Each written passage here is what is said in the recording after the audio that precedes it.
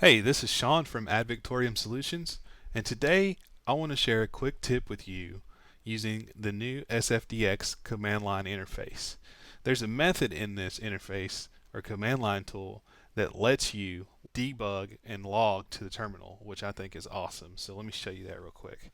So after you've used SFDX to log into your org and authenticate with it, what you can do is SFDX force apex log tail, set your alias here with the U flag and hit enter.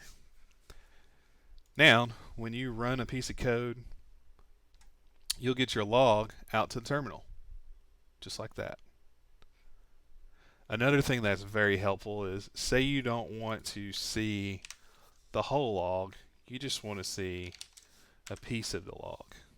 Well, the great thing about Linux and Unix based systems is that you can pipe things to other commands. So you can grep into user debug. We're going to filter off of that.